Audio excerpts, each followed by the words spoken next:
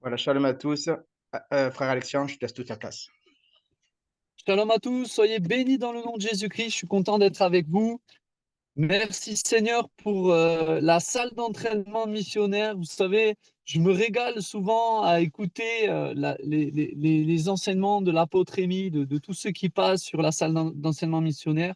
Je remercie aussi l'apôtre Rémi pour sa confiance, pour son amour et on le bénit au nom de Jésus-Christ. Merci aussi à pasteur Sébastien qui est le fidèle compagnon de service. Amen. Il est toujours là. Gloire à Dieu. Donc, on va parler ce matin de la foi surnaturelle. En fait, j'étais sur mon lit et le Seigneur me parlait de ça.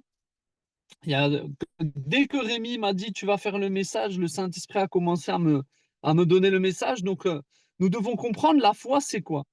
En réalité, la Bible déclare que la foi nous permet de comprendre que le monde a été créé de l'invisible vers le visible. Alléluia. C'est tout ce que nous voyons en réalité a été tiré de l'invisible. La Bible déclare dans la Genèse que quand l'Éternel Dieu commença à parler, les choses vinrent à l'existence. Et la foi ne se base pas sur nos sens physiques ou nos sentiments ou nos émotions. C'est très important de comprendre ça parce que quand vous allez faire du service pour Dieu, à des moments, vous allez arriver, vous allez être face à la maladie, vous allez être face à des choses difficiles, mais la foi ne s'appuie pas en réalité sur nos sens physiques ou même nos sentiments. La véritable foi, on nous dit qu'elle repose sur quoi? Sur la parole de Dieu. Amen. C'est pour ça que j'encourage tous les chrétiens, les chrétiennes à lire la Bible. Il faut que tu deviennes un étudiant de la parole de Dieu. Tous les matins, alléluia, je mange ma nourriture physique, ma petite tartine de pain grillé, mais je mange aussi la parole de Dieu. Parce que nous avons besoin de la parole de Dieu. Nous avons besoin réellement, en réalité, de recevoir cette nourriture qui vient du ciel. La Bible déclare que les enfants d'Israël, ils sortaient des tentes et allaient chercher la manne. Pourquoi le matin, tu ne vas pas chercher ta manne quotidienne? Dieu veut te parler, Dieu veut t'enseigner. Et regardez, alors nous avons le livre de la foi qui est bien sûr les Hébreux. Dans Hébreux 11, verset 1 à 3, on nous dit, or la foi est une ferme espérance des choses qu'on espère, une démonstration de celles qu'on ne voit pas. Pour l'avoir possédé, les anciens ont obtenu un témoignage favorable. C'est par la foi que nous reconnaissons que le monde, alléluia, a été formé par la parole de Dieu, en sorte que ce qu'on voit n'a été fait de choses visibles. Alléluia. Est-ce que tu entends ça? Toutes les promesses que Dieu t'a données personnellement, Dieu m'a fait des promesses, hein, sur ma maison et je voyais rien. Je continuais de croire parce que la foi ne s'appuie pas sur ce que je vois, elle s'appuie sur ce que Dieu dit dans la Bible. Alors nous allons voir qu'est-ce que c'est la foi. La foi, c'est une conviction. C'est quelque chose qui vient de Dieu. C'est extraordinaire. C'est une conviction concernant le royaume de Dieu, concernant en réalité ce que Dieu nous donne, c'est la fidélité. C'est une foi à toute épreuve. C'est une preuve certaine, hein. C'est un engagement. La foi repose sur la parole de Dieu. La Bible est la seule vérité car elle vient d'en haut. Alléluia. C'est pour ça que quand un homme vous parle de la part de Dieu, écoutez-le, ouvrez vos oreilles. Alléluia. Parce que le Saint-Esprit ce matin, il veut nous enseigner. Il veut nous faire comprendre les principes de la foi. Alléluia. Comprendre ce principe, comment fonctionne la foi, nous permettra de manifester des choses du royaume de Dieu. Alléluia. Vous savez, il y a des gens, c'est des attentistes. Les attentistes, ils prient, ils attendent que Dieu fasse tout le boulot, mais ils se trompent. Dieu ne fera pas tout le boulot. Même dans la foi, il doit y avoir la part de l'homme. Il y a la part de Dieu. La part de Dieu, c'est te donner la promesse. Par exemple, sur un appel, par exemple, sur une guérison. Dieu te dit dans sa parole, je veux que tu sois guéri. Mais maintenant, la part de l'homme, c'est de croire en cette promesse. C'est de croire que Dieu va réellement accomplir ce que sa bouche dit. La Bible déclare que son bras l'accomplit. Alléluia. Et dans plusieurs missions, j'ai expérimenté ce qu'on peut nommer la puissance de la foi, qui d'ailleurs s'est répandue, parce que notre foi se communique. Amen. En fait, la foi, c'est comme un feu, ça se communique. Dès que les personnes commencent à voir des personnes venir au salut, ben, il se dit, ça y est, en fait, Jésus convainc des personnes. Jésus sauve des personnes, alléluia. Et le Seigneur, quand j'étais passé au Brésil, par les miracles, il amène les gens à la foi, il amène à croire à l'authenticité, que Dieu est un Dieu tangible. Dieu veut toucher son peuple. Hein. Et quand j'étais au Brésil, il y a une femme qui avait comme une grosseur comme ça au niveau de l'estomac, et Dieu l'a instantanément fait disparaître. Et il y avait une jeune fille qui était à côté qui a dit, je veux donner ma vie à Jésus. Donc vous voyez, Dieu se sert de tous les moyens pour ramener les gens à croire, alléluia, parce que nous sommes sauvés par la foi. Amen, gloire à Dieu. Donc cette foi se communique par le moyen de quoi? De nos expériences. Moi, je suis béni quand j'entends qu'il se passe des choses dans la MPN Toulouse, alléluia. Je me réjouis, alléluia. Puissent les morts même ressusciter. Hein, nous nous réjouissons ensemble des œuvres de l'Esprit au milieu de nous. Nous bénissons aussi ce qui est en train de se passer en Inde. Toutes ces missions, alléluia. Parce que nous croyons que Dieu veut faire de toutes les nations des disciples, alléluia. Alors, est-ce que tu as vu les 1 million de maisons de prière? Pas encore, mais nous le croyons. Nous croyons que cela va arriver. Ça, c'est la foi. Si tu ne vois pas, mais tu crois, c'est que déjà, tu marches par la foi. Alléluia. Une fois dans un temps de ministère, dès qu'une personne aveugle a été guérie, beaucoup ont reçu leur guérison. Pourquoi? Parce qu'en fait, la foi suscite la foi.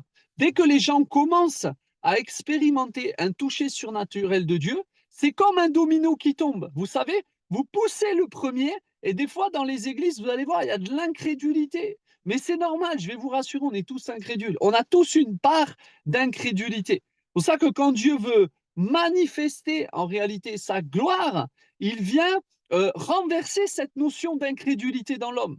Par exemple, tu as peut-être cette incrédulité de dire, bon, ben, Jésus ressuscitait les morts, mais c'était avant. Mais si Dieu veut t'utiliser à un moment, à un instant T, Dieu sera obligé de renverser ce domaine, en fait, de ce qu'on appelle les forteresses de raisonnement. Et Dieu sait qu'on a beaucoup de forteresses de raisonnement. On a besoin vraiment d'être porté par la foi, de vivre le royaume de Dieu. Alléluia. Car des personnes sont comme ce qu'on appelle Thomas. Thomas avait besoin de voir. Et Jésus n'a jamais dit, tu vivras une vie par la foi, mais tu ne verras jamais rien. Jésus n'a pas dit ça. Il a dit, si tu crois, tu verras la gloire de Dieu. C'est pour ça que de chercher à expérimenter le royaume, c'est naturel. Même beaucoup de gens qui sont dans l'occultisme, ils ont soif de Dieu. Ils ont soif de voir des guérisons, ils ont soif de voir des nouvelles naissances. Ils ont soif de ça en réalité. C'est juste que le diable est passé par là pour les amener au mauvais endroit. Mais en réalité, leur soif peut être authentique. Alléluia. Il est important de comprendre que la foi se base sur les écrits et pas sur autre chose. J'ai compris un principe. Alléluia. Ça, ce que je vais vous partager, j'ai mis un moment avant de le comprendre. En fait, j'ai compris que Dieu, il est celui qui va toujours confirmer sa parole. Si vous venez un jour à Castres, vous avez l'occasion, vous allez vous apercevoir qu'on prie souvent sur le thème qui a été enseigné. Exemple, si je donne un enseignement sur la guérison d'âme, je vais prier à la fin pour des guérisons d'âme. Si je donne un enseignement, par exemple, sur les œuvres miraculeuses de Dieu, je vais prier pour les malades, je vais prier pour ceux qui sont sourds, comme le témoignage de cette dame qui a été guérie de 70 ans, qui avait 70 ans, qui a été guérie des acouphènes. J'ai prié pour elle parce que le thème, c'était les œuvres miraculeuses de Dieu. Et quoi de plus miraculeux que de guérir une personne de 70 ans d'acouphènes? Mais Dieu le fait encore parce qu'il est bon, alléluia. Sa fidélité durera toujours. Et donc, je prie souvent sur le thème donné par le Seigneur dans la prédication. Un jour, il m'avait fait enseigner sur ce qu'on appelle c'était quoi le signe de ta consécration. Et en fait, j'enseigne sur le signe de la consécration. Et je dis, voilà, maintenant, le Saint-Esprit va aller chercher sur les chaises les personnes qui ont un appel. Et les personnes, ils ont commencé à vibrer sur la chaise. Il y en a qui sautaient. Hein. Donc, Dieu confirme toujours sa parole par l'action du Saint-Esprit. Amen. C'est très important de comprendre ça. C'est pour ça qu'on ne doit pas être déconnecté. Si Dieu vous fait prêcher un message, par exemple, je délivrerai les captifs, vous pouvez avoir une personne qui est malade, qui est délivrée, qui est guérie en même temps. C'est tout à fait possible en réalité, hein. Donc aujourd'hui, par exemple, je sais que Dieu veut communiquer une foi qui nous permettra de vivre l'évangile encore plus. Car la Bible déclare que sans la foi, nous ne pouvons être agréables à Dieu. En réalité, la première chose qui plaît à Dieu, c'est quelqu'un qui croit. C'est pour ça que je dis souvent aux gens, n'hésitez pas à demander à Dieu. Dieu aime ça. Dieu aime ça. Quand je dis souvent aux gens que à la Pentecôte, à la convention, j'avais cassé ma montre en fait, et je passe devant une bijouterie. C'était une belle bijouterie. Et puis je dis, Seigneur, écoute, je pourrais attendre la fin du mois pour que tu me payes la montre, que je me paye moi-même la montre. Mais j'ai dit, Père, je veux que ce soit toi qui me l'offres. Et en réalité, quand j'ai fait cette prière, j'ai déclenché le royaume. 2 jours après, j'ai un frère qui m'appelle et qui me dit, il est écrit, on doit honorer les ministères, hein. Pour ça, je vous conseille réellement d'honorer l'apôtre Rémi, d'honorer vos pasteurs, d'honorer vos leaders, parce qu'il y a une réelle grâce dans ça, hein. Et honorer, c'est pas que financièrement, mais être là pour eux, les soutenir dans le ministère, prier pour eux. Et en fait, quand j'ai fait cette prière, Dieu m'a répondu. Comment il m'a répondu? Donc, le frère m'envoie un message et il me dit, j'ai à cœur, en réalité, de te faire une offrande. Le Seigneur me dit de te faire une offrande. Alors, je vais chez lui, il me dit, il est écrit dans la Bible, il prend le verset, honorer les ministères. Donc, je veux t'honorer, mon frère, parce que tu sers Dieu, parce que quand j'ai eu besoin de toi, tu étais là, tu as toujours été là, mon frère, il me dit. Et il me fait cette offrande, c'était des euros. Et je monte dans la voiture et je regarde l'offrande et je dis merci Seigneur, je suis allé acheter ma montre, il restait 1 euro. Voyez comment Dieu dit je suis celui qui pourvoit. Dieu pourvoit en tout temps. Mais la seule chose qui permet en fait d'activer cela, c'est notre foi. Dieu veut nous donner, Dieu veut que nous vivions des expériences avec lui, des expériences puissantes dans son amour, dans sa grâce. Il veut que nous expérimentons ce passage qui dit dans le psaume 23 où David présente le Seigneur comme son berger, comme son bon berger. Il dit l'Éternel est mon berger et je ne manquerai de rien. La véritable version, c'est je ne manque de rien. Dieu pourvoira toujours. Alléluia. Pourquoi nous devons comprendre cela? Car plusieurs fois, le Seigneur Jésus-Christ ou les apôtres se sont retrouvés dans des situations où ils ont dû contenir leurs émotions, car la foi produit une atmosphère. L'incrédulité est un obstacle dans la manifestation de notre foi. Nous devons nous entourer de personnes qui ont la foi. Même quand vous partez en mission, il faut prendre des gens qui croient, qui croient, qui croient, qui croient.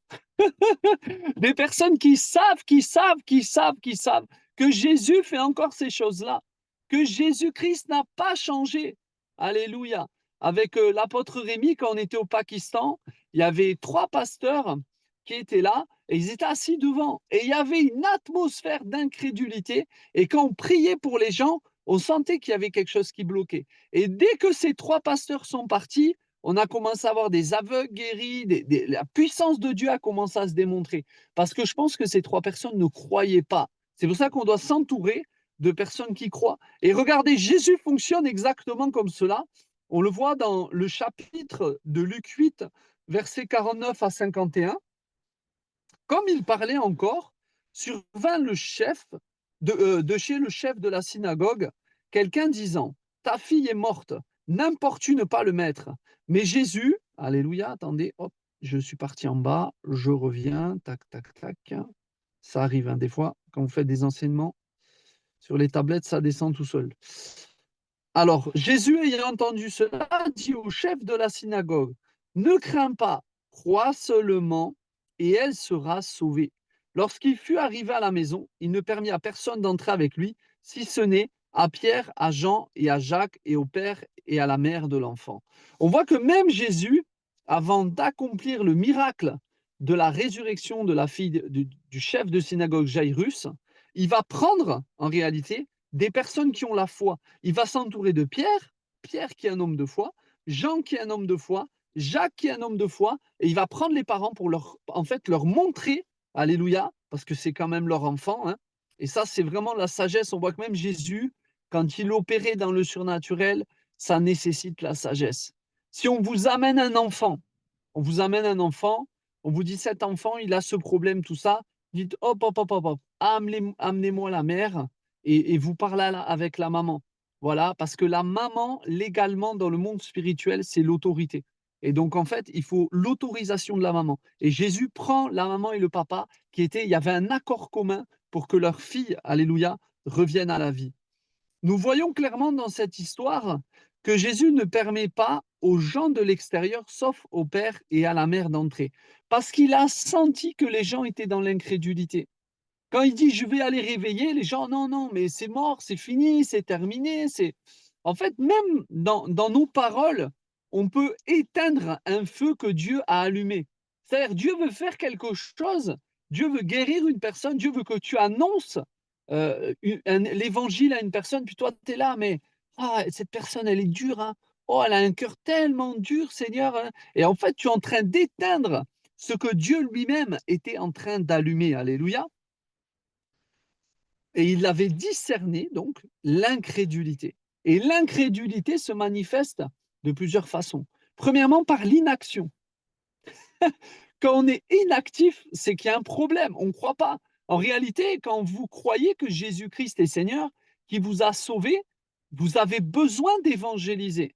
Hier, je passe, je vais à la fontaine, et je vois une dame qui est en train de parler à Marie. On avait il y a une espèce de statue de Marie qui était là. Et j'entends le Seigneur qui me dit, ils ont des yeux mais ne voient point, ils ont des oreilles mais n'entendent point, ils ont une bouche mais ne parlent point. Ce sont des ouvrages faits de main d'homme. Alors j'attends que cette dame, elle a fini sa prière respectueusement. Je vais la voir, je lui dis, mais madame, vous croyez? Elle me dit, oui, mais je lui dis, mais Dieu est le Dieu des esprits. On ne peut pas se prosterner devant des statues. Et j'essaie de l'enseigner dans l'amour, de corriger en réalité, hein, parce que c'est ce que Dieu nous demande aussi, d'amener les gens dans l'amour de la vérité. Alléluia. Et il a compris, donc le Seigneur, qu'il y a des situations qui sont un obstacle. Alléluia. Et ces situations, ce sont l'incrédulité. Alors, comment marcher dans une plus grande dimension de la foi? Tout d'abord, celui qui la possède peut changer les situations, même où tout semble perdu. Je vous conseille de lire Hébreux 11. C'est trop long, mais lisez Hébreux 11. Et vous allez voir que les gens ont reçu des accomplissements de la promesse de Dieu par la foi. C'est par la foi que Abel offrit une offrande plus grande que celle de Caïn en offrant les premiers-nés de ses troupeaux. Vous voyez, tout ça, et ça vous décrit qu'ils ont conquis des royaumes, qu'il y a eu des guérisons, qu'il y a eu des libérations, qu'il y a eu des nations qui sont rentrées dans des promesses. Mais comment? Par la foi. Mais la foi, ce n'est pas une inaction. Vous savez, Abel, il est allé dans son troupeau, il a choisi le premier du troupeau, il a offert un sacrifice à Dieu et ça lui a coûté. C'est quelque chose, c'était les premiers-nés du troupeau. Donc c'est un sacrifice, ça coûte, hein, en réalité. Mais Dieu a honoré sa foi, alléluia, parce qu'il savait que Dieu allait lui donner d'autres brebis, hein. Merci Seigneur. Dieu n'a besoin de rien pour agir, sauf de notre foi ou des personnes de foi. En fait, la foi, c'est le point de contact qui permet à Dieu d'agir, en fait. Que ce soit dans l'église, que ce soit dans la rue, peu importe où tu es, Dieu peut t'utiliser. Alléluia. C'est un principe qui ne change pas. Comment les personnes reçoivent le salut? La Bible déclare que nous annonçons. Comment croiront-ils s'ils n'ont jamais entendu parler? En réalité, vous êtes des trompettes de l'Éternel. Dieu sonne le retour de Jésus-Christ à travers vous. Dieu sonne des principes éternels au travers de vous. Dès que vous ouvrez la bouche, Dieu enseigne les réalités du royaume. Et il explique en réalité que nous sommes des êtres éternels. Notre âme est éternelle. Notre corps va mourir, mais nous sommes éternels. C'est ce que la Bible déclare. Et donc le Seigneur m'a fait révéler 4 dimensions de la foi. La première dimension de la foi, c'est la lecture. C'est pour ça que je vous disais, il faut lire la Bible, hein. La deuxième, c'est l'écoute des témoignages. La Bible déclare la foi vient de ce qu'on entend.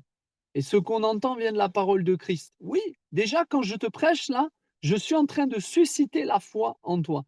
Plus les témoignages, je suis en train de te montrer que Dieu est tangible, que Dieu est réel, que Dieu est capable de faire.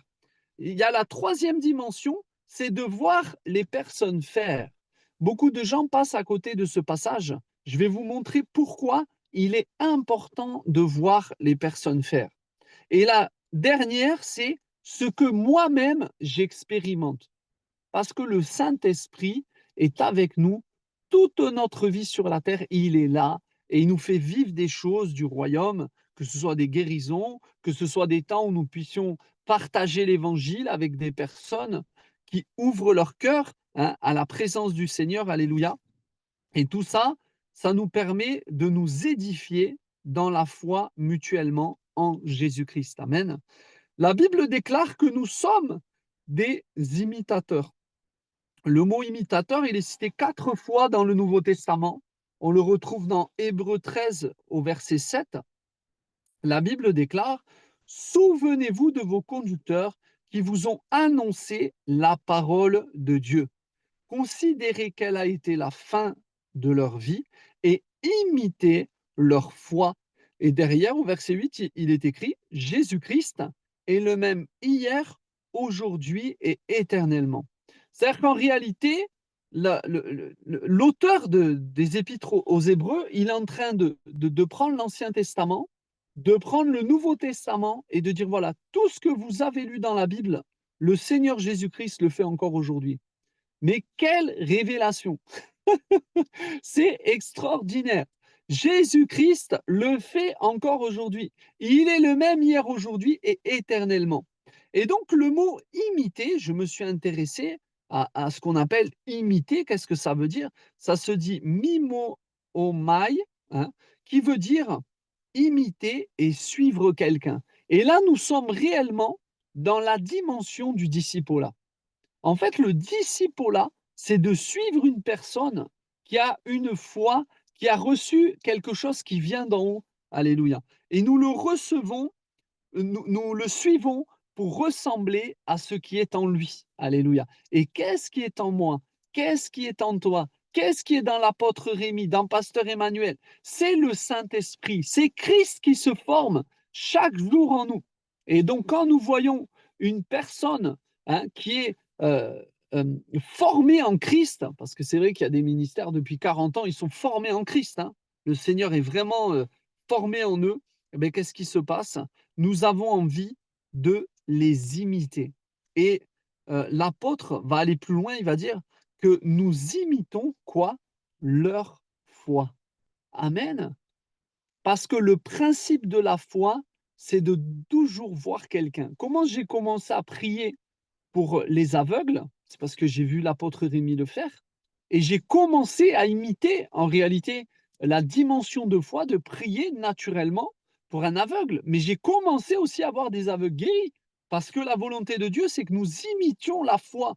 Et dans la foi se trouve l'interrupteur où Dieu peut se manifester. Alléluia. Donc quand nous nous nourrissons d'hommes de foi, de témoignages, cela viendra détruire notre incrédulité. Le disciple cherchera à ressembler au maître. Alléluia. Jésus dit, tout disciple accompli est semblable à son maître. Ça veut dire qu'il y a des personnes qui deviennent des maîtres de la foi. C'est extraordinaire quand même, hein. Christ en toi veut faire de toi un maître de la foi, quelqu'un qui connaît les principes du royaume de Dieu. Et croyez-moi, connaître les principes du royaume de Dieu, c'est une grande qualité.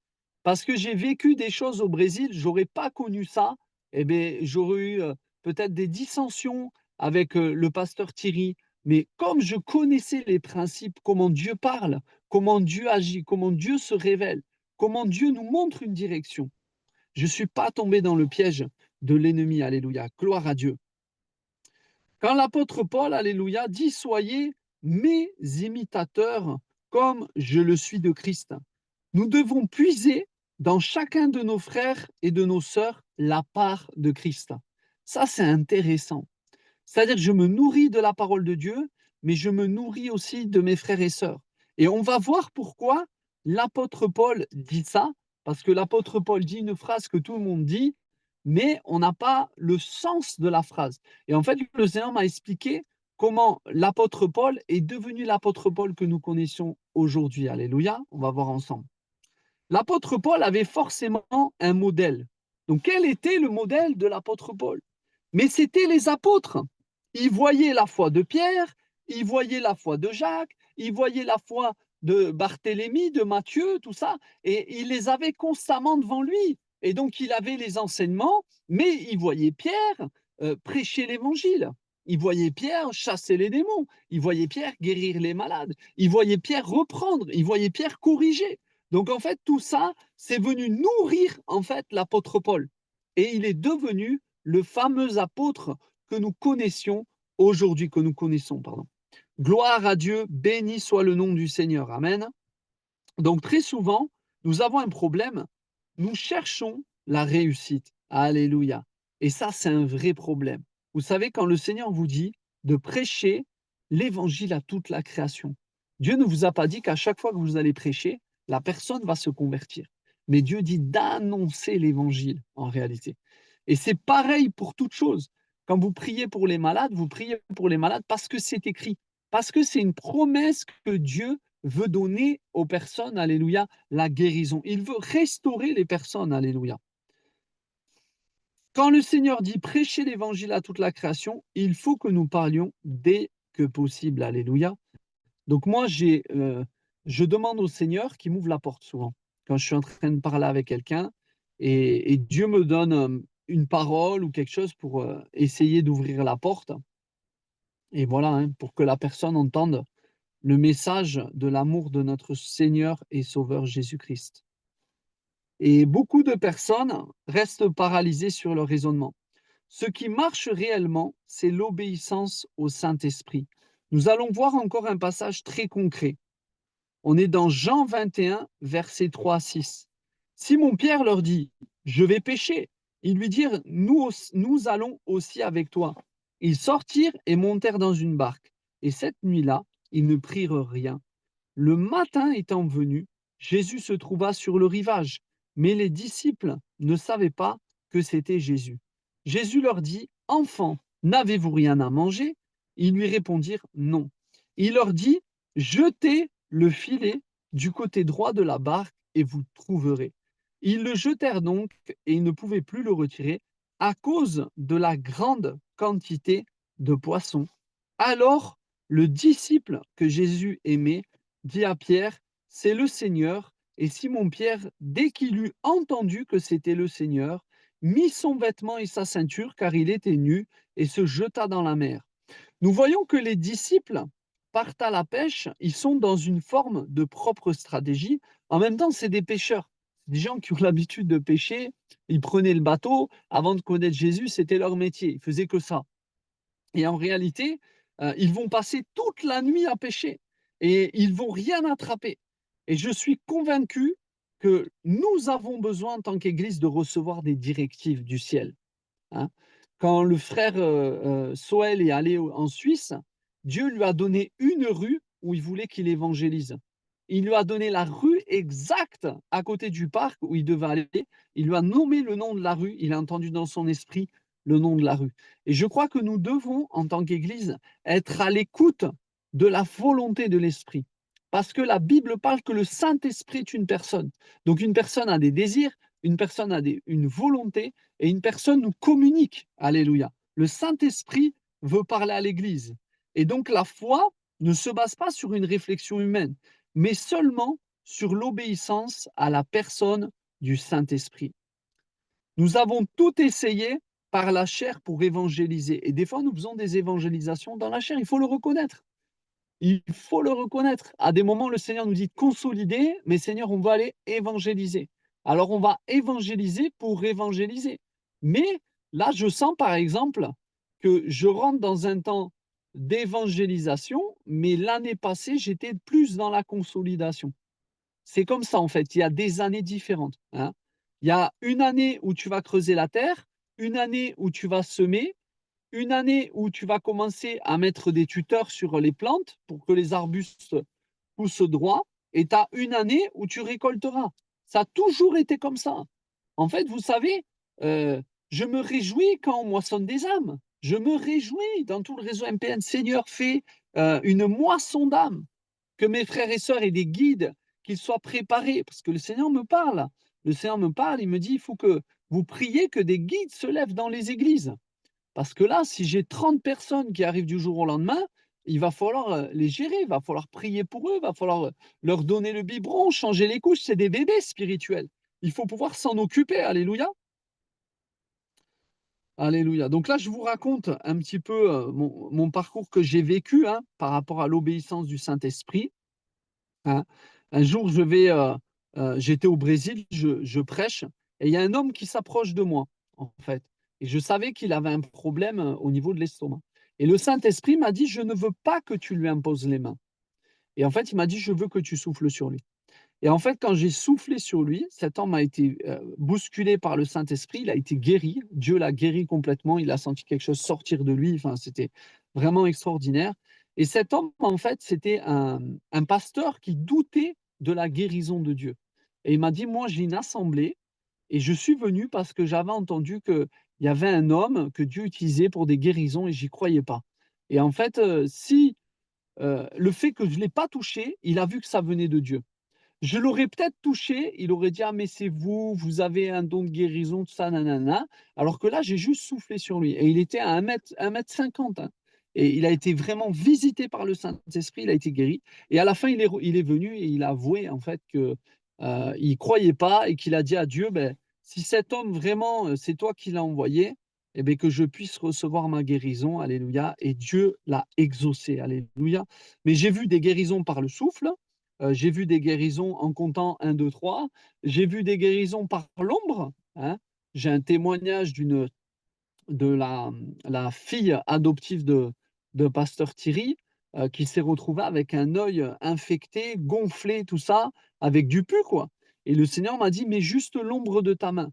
Et quand j'ai mis l'ombre de ma main, au bout de 30 secondes, on a vu l'œil qui commençait à dégonfler, on a vu le pu qui commençait à couler et au bout de 2 minutes, l'œil était ouvert. Voyez? Mais ça, c'est vraiment dû à l'obéissance de la voix de l'Esprit. En réalité, une église puissante, c'est une église qui obéit à la voix de l'Esprit. Et je vous garantis que si nous obéissons ensemble à la voix de l'Esprit, ah là là là là, mais les gens, ils vont faire des kilomètres pour venir à la MPN 12, à la MPN Toulouse. Ils vont faire des kilomètres et des kilomètres. Ils vont partir, je te garantis, ils vont partir, ça va être comme à l'époque de Jésus. Les gens, ils traversaient toute l'Arabie pour venir juste être guéris. Mais on va vivre des choses comme ça. Moi, j'en suis persuadé. J'en suis persuadé. J'ai une dame qui est venue de Nantes, hein, qui a fait 14 heures de voiture en un week-end pour recevoir sa libération. Le Seigneur lui a dit: «Tu vas aller à Castres». Hein, et elle est venue à Castres et Dieu l'a exaucée. Voyez. Mais je suis convaincu qu'on va vivre ces choses-là. Mais c'est qu'on doit se préparer. On doit se préparer parce qu'il y a vraiment une vague de l'esprit qui est en train d'arriver. Hein. Il y a un feu qui vient sur les jeunes prédicateurs, mais ça va vraiment. Il y a des autres nouvelles qui vont naître. Ça va être vraiment fort. Hein. Dieu va faire de grandes choses, alléluia. Donc nous allons peut-être voir des personnes venir des États-Unis. Hein. On devra faire des traductions avec ma sœur Élise, là, qui parle couramment l'anglais. Et on fera des traductions pour qu'elle puisse recevoir la prière, tout ça. Je suis convaincu qu'on va vivre ces choses-là. Dieu est vraiment en train de préparer ces choses-là. Alléluia. Alléluia. Et donc, en fait, l'ennemi aussi de notre foi, c'est les habitudes. Ne prends pas l'habitude d'aller au culte, c'est pas bon. Je le dis souvent à l'église, je dis: «Mais moi, je viens, je m'attends à recevoir quelque chose». La Bible dit que nous devons tout le temps nous attendre à recevoir quelque chose. Alors, pas forcément que tu tombes à chaque fois sous l'onction, hein, parce que tu vas finir quelqu'un qui va chercher que ça. Non, non, mais que tu vois, tu as une parole, Dieu parle dans ton cœur, que tu sois visité par sa paix, visité par son amour. Alléluia. Hein. C'est très important parce que notre foi n'est pas basée sur nos expériences, elle est basée sur la parole de Dieu. Mais la parole de Dieu va forcément t'amener dans des expériences. Puisque Dieu, il dit dans la Bible, l'écriture tue et l'esprit vivifie. Tu n'es pas né de nouveau en lisant la Bible, tu es né de nouveau parce que le Saint-Esprit t'a touché. En réalité, on ne serait pas né de nouveau, on serait encore dans le péché sinon. Vous voyez, on serait semblable aux pharisiens. Si l'Esprit de Dieu n'est plus dans l'Église, on est fichu, mais réellement. Mais gloire à Dieu que le Saint-Esprit nous a fait grâce, alléluia, de venir habiter en nous. Et si tu doutes, le Saint-Esprit habite en toi. La Bible déclare que c'est par l'Esprit que nous disons Jésus est Seigneur. Et je dis souvent Jésus est Seigneur, Jésus est Seigneur, Jésus est Seigneur. Mais c'est parce que l'Esprit de Dieu habite en nous. Alléluia. Il habite en nous. Merci Seigneur pour ta grâce. Et donc les habitudes sont l'ennemi de la foi. C'est pour ça que je dis, chaque mission est différente. Là, je repars au mois de janvier. Je vous demande d'ailleurs de prier pour moi parce que j'ai besoin de vos prières, hein. Le Brésil, c'est la grotte du diable. Si un jour vous venez avec moi, vous allez vous apercevoir des puissances, des ténèbres qu'il y a. À peine tu arrives à l'aéroport, tu sens que tu es dans une autre nation, quoi. Il y a pas de... Et en fait, donc je sens par exemple au mois de janvier que Dieu veut consolider, que j'aide le pasteur Thierry à consolider l'Église. Et en fait, ça m'a conforté parce que quand je priais, le Seigneur me disait janvier, consolidation, et mai, campagne d'évangélisation. Et en fait, la consolidation, c'est pas le même travail que l'évangélisation. C'est pour ça, souvent, ceux qui font de l'évangélisation, vous ne voyez pas, par exemple, tout le travail qu'il y a au niveau pastoral, hein. Moi, je salue le pasteur Sébastien, le pasteur Paul, le pasteur Tanjona, Dimbi, pour le travail qui est fait. C'est difficile, la consolidation. En fait, vous prenez des gens qui sont partis du monde et qui ont des mauvaises semences de la foi, hein. Il y a des gens, ils ont l'habitude, ils viennent à l'église, ils ont l'habitude de prier des statues. J'ai des personnes qui sont arrivées, qui sont des paroissiens, qui sont des anciens catholiques. Et là, le Saint-Esprit, il faut qu'il vienne enlever les semences de la foi, les mauvaises semences de la foi. Je crois en Marie en tant que mère de Dieu. Non, non, il faut arriver, hop, on met la semence. Marie est la mère de Jésus, elle n'est pas la mère de Dieu. Ah, d'accord, ok, merci mon frère. Et ça, quand vous avez des personnes avec un cœur corrigible, pas incorrigible, hein. Il faut avoir un cœur corrigible. Il faut que vous soyez capable de vous laisser corriger, hein. Plein de fois, on m'a dit des choses. Après, vous allez forcément faire des erreurs. Les personnes qui vous disent vous ne ferez jamais d'erreur, ce n'est pas vrai. L'évangile, c'est de se tromper. L'évangile, c'est de faire des erreurs. Mais l'évangile, c'est de reconnaître ses erreurs, de venir à la repentance et d'aller vers ton pasteur et dire, pasteur, écoute, je te demande pardon parce que j'avais cru ça, hein. Mais en fait, je me suis trompé, pasteur. Et Dieu aime l'humilité. Dieu n'aime pas la rébellion. Dieu aime l'humilité. Et quand vous fonctionnez comme ça, ben, ce couple de paroissiens qui vient, ils sont bénis, ils sont visités par le Saint-Esprit, ils vivent des choses puissantes parce qu'en réalité, leur cœur est disposé. Et comme Dieu voit que leur cœur est disposé, ben, le Saint-Esprit vient les toucher, le Saint-Esprit vient amener une consolation, tout ça, de l'amour du Père, hein. Parce que souvent, les gens se tournent vers Marie parce qu'ils n'ont pas connu l'amour de Jésus-Christ.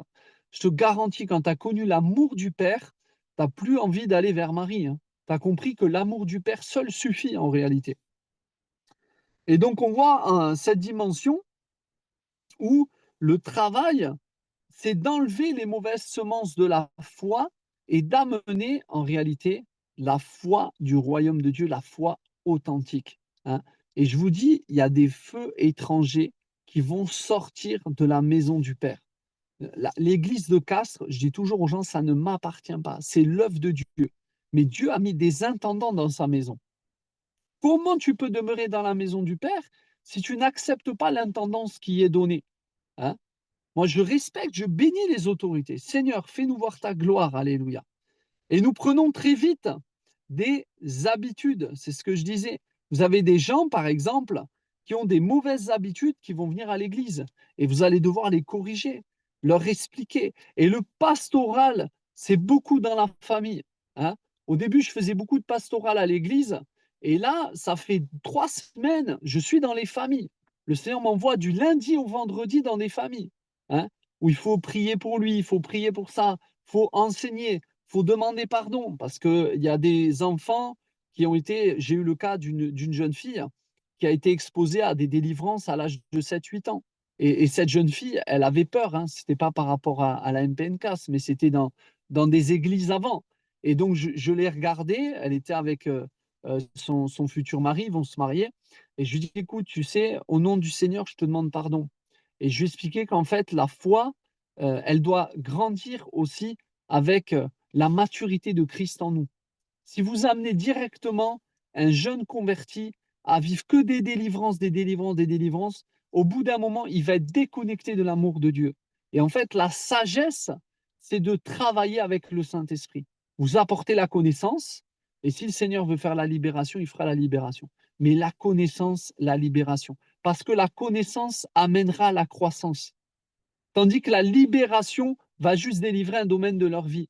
Mais n'oubliez pas que dans la parole de Dieu, hein, c'est dans le livre d'Exode, il est écrit, je chasserai les nations peu à peu de devant toi, de peur que le pays ne devienne un désert et que les bêtes sauvages ne peuplent ce pays. Ça veut dire quoi? Ça veut dire que nous devons amener la connaissance. Et la connaissance va amener le Saint-Esprit à libérer des domaines des vies de la personne. Et j'ai senti qu'en fait, cette personne, quand je lui ai demandé pardon, il y a quelque chose qui s'est passé en elle, hein. Vous savez, l'amour de Dieu est plus fort que toute chose. La dame qui a été guérie des acouphènes, je vous raconte ça, et après, on fera un temps de prière, on fera un temps de questions-réponses. La dame qui a été guérie des acouphènes que vous voyez sur Internet, en fait, je m'assois en face d'elle, c'était le dimanche matin, et je lui dis, vous savez madame, il faut que vous parliez de cette colère qui est en vous par rapport au départ de votre mari. Et quand cette dame, je lui ai dit ça a brisé quelque chose en elle. Elle a dit, mais en fait, oui, c'est vrai, depuis des années, je suis en colère contre Dieu parce que mon mari est parti d'un cancer, parce que j'ai perdu mes parents. Et elle avait cette colère qui était là. Et elle m'a demandé, bon, est-ce qu'on peut prier pour que Dieu prenne ma colère? Je veux me réconcilier avec Dieu. Et cette dame, ce qui est extraordinaire, c'est qu'à l'âge de 70 ans, elle s'est retournée vers le Seigneur. Elle a dit, moi, je veux finir ma vie avec Jésus. Et vous savez ce que Dieu a fait? Il a exaucé parce que Dieu est un Dieu d'amour. Dieu est un Dieu de grâce. Donc, dès qu'elle a dit, Seigneur, je te demande pardon pour ma colère, on a prié pour ses oreilles, boum, Dieu a enlevé les acouphènes. Il a guéri complètement parce que Dieu est un Père d'amour. Alléluia, gloire à Dieu. J'aimerais juste succinctement donner quatre paroles de connaissance que le Seigneur m'a données dans la nuit je me trompe pas, de vendredi soir, non, jeudi, quand Rémi m'avait appelé. Ouais. J'ai eu quatre paroles de connaissance, je vais les donner parce que vous savez, la foi, c'est de déclarer ce que Dieu te dit dans le secret. Et souvent, ce qu'on voit, nous, c'est ce que Dieu a mis dans le secret. Vous voyez, quand vous voyez Rémi là, qui prêche l'apôtre, c'est parce que Dieu l'a enseigné dans le secret. Dieu a mis, alléluia, dans son cœur des choses extraordinaires. Et c'est des révélations puissantes du royaume, alléluia. Donc, je vais juste donner cette parole sur une personne qui a une hernie hiatale. Le Seigneur veut te guérir. J'ai entendu le mot dysplasie, donc je suis obligé d'aller voir sur Internet parce que je ne suis pas docteur, tu vois. Je donne la parole, mais je ne suis pas docteur. Une dysplasie, c'est une personne qui a comme une hanche soudée. Le Seigneur Jésus-Christ veut te guérir. Je prie aussi pour une myopathie, hein, des problèmes au niveau des muscles. Dieu veut toucher cette personne. Et j'ai reçu aussi le côlon irritable. J'ai une vision et le Seigneur voulait guérir une personne qui a un problème au niveau du côlon irritable. Sois guéri au nom puissant de Jésus-Christ de Nazareth. On va prier courtement et après on fait un temps de questions-réponses. On est dans le temps. Tu vois, merci Seigneur, on est dans le timing. Alléluia. Allez, Père, je veux te remercier. Je veux te remercier déjà pour les autorités que tu as établies sur nos vies, l'apôtre Rémi, toutes ces personnes, même l'apôtre, le frère Paul, pasteur Paul, qui travaille à l'ITC, Seigneur. Nous voulons le bénir, Seigneur, l'encourager. Merci pour pasteur Sébastien, tout ce que tu es en train de faire, Éternel, que tu viennes révéler encore plus Christ dans leur vie afin que nous puissions nous nourrir de cela. Éternel, je te prie pour chaque personne qui sont ici et qui ont des besoins. besoin de guérison, besoin de restauration, besoin, Seigneur, d'expérimenter une nouvelle dimension de la foi. Père, au nom de Jésus-Christ, nous te demandons d'étendre tes mains sur chaque personne qui est venue avec leurs besoins. Et Seigneur, au nom de Jésus-Christ, réponds à leur foi. Réponds à leur foi, Père, au nom de Jésus-Christ, et qu'ils puissent recevoir, Seigneur, ce que leur foi veut recevoir, Seigneur. Comme cette femme qui avait la perte de sang, qui a été guérie en touchant le bord de ton vêtement, Seigneur. Réponds au langage de la foi, mon Père, au nom de Jésus-Christ. À toi toute la gloire, l'honneur, la puissance, la louange, au siècle et des siècles, au nom de Jésus. Amen, alléluia. Dieu fait grâce.